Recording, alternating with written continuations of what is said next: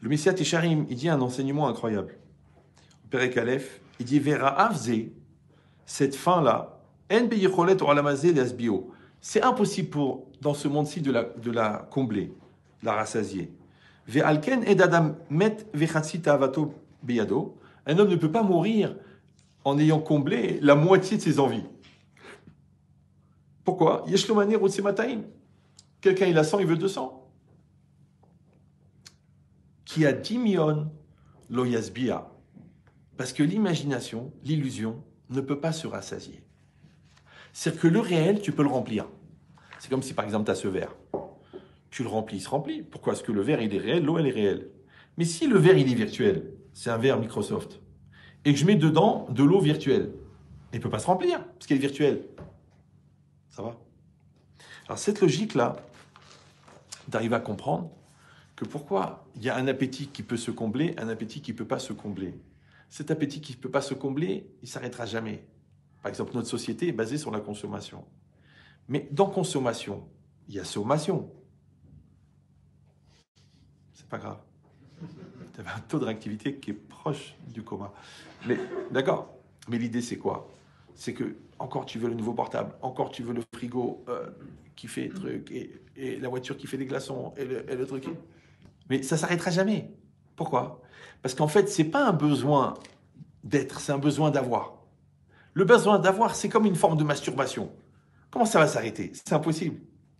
Alors pourquoi alors comment tout le monde rêve de la satiété, d'accord? D'être comblé, d'être heureux, d'avoir tout ce dont il a besoin, ouais.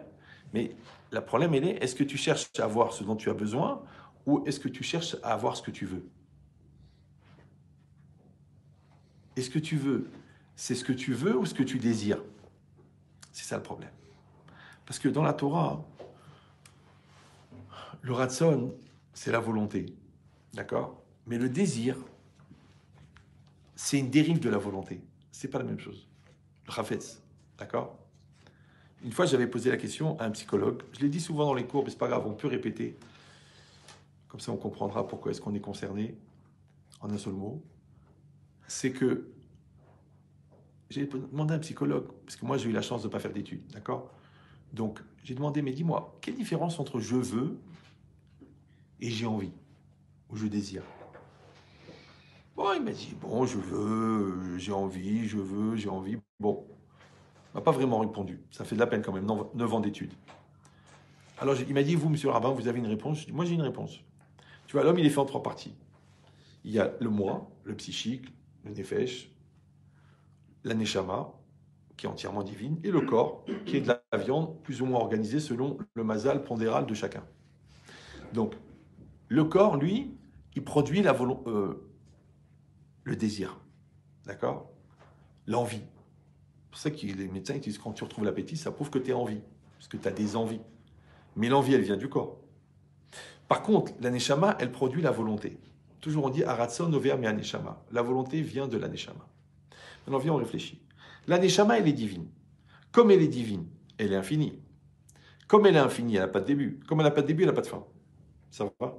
Donc la volonté qui vient de la neshama, elle aussi, elle est infinie. Facile. L'envie, elle vient du corps. Le corps, il a été créé. Tout ce qui a été créé a un début. Tout ce qui a un début a une fin. Donc l'envie aussi, elle a une fin. Ça va? Donc s'il y a une pulsion sur une religieuse, ça peut arriver. Un gâteau. Vous avez réagi comme des éclairs. Alors, donc, eh ben cette impulsion, elle va se terminer à un moment ou à un autre.